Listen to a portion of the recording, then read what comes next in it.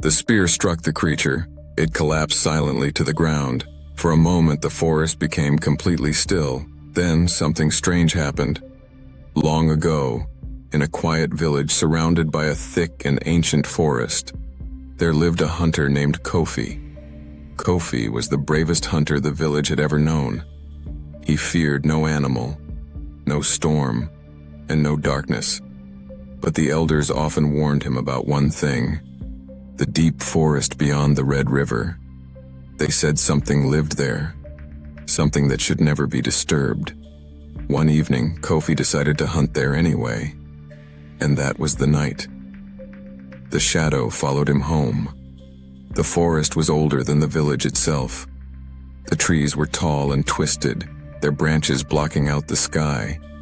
Even during the day, the forest felt like night. The elders had always told the same story.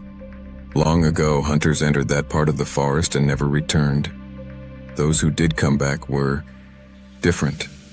They spoke of whispers in the dark, of glowing eyes watching from the trees, and of a shadow that moved without a body.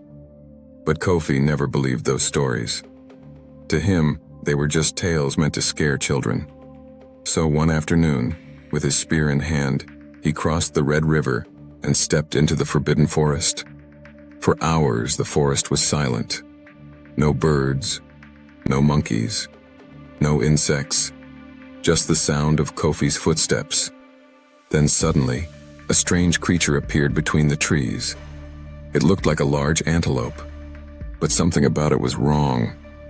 Its eyes glowed faintly in the darkness, and its shadow moved, even when it stood still. Kofi raised his spear. The creature stared at him. Then it slowly turned and walked deeper into the forest. Kofi followed.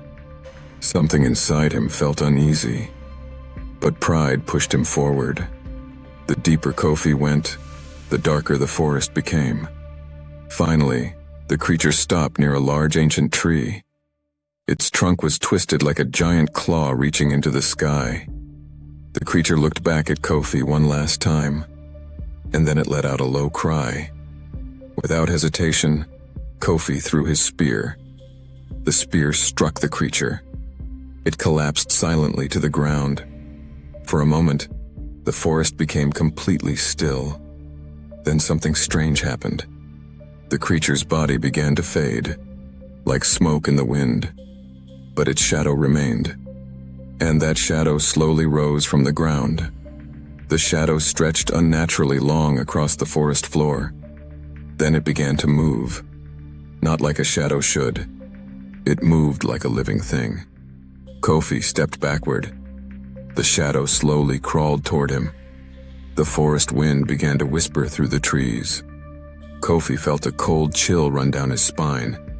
Suddenly, the shadow leaped toward him and merged with the darkness behind him. Kofi turned quickly, but nothing was there, only the silent forest. Shaken but determined, he picked up his spear and hurried back toward the village. The sun had already begun to set. As Kofi walked home, he noticed something strange. His shadow looked wrong. It moved a moment too late, and sometimes it moved when he did not. He walked faster. The forest path seemed longer than before. Every few steps he could feel something watching him. When he finally crossed the Red River, he felt relief. The village lights were just ahead. Surely the strange feeling would end there. But the shadow crossed the river with him. That night, Kofi could not sleep. The moonlight entered through his window, and there on the wall, he saw his shadow. But something was wrong. Kofi was lying still in bed, yet the shadow on the wall slowly lifted its head. It looked around the room, then it turned and stared directly at him. Kofi closed his eyes in terror. The next morning, the elders gathered at his door. They had seen the shadow moving outside his house during the night. One elder spoke quietly. "You killed something that belonged to the forest, and now its shadow belongs to you." They say that from that day forward, Kofi was never alone again, because wherever he walked, the shadow walked too.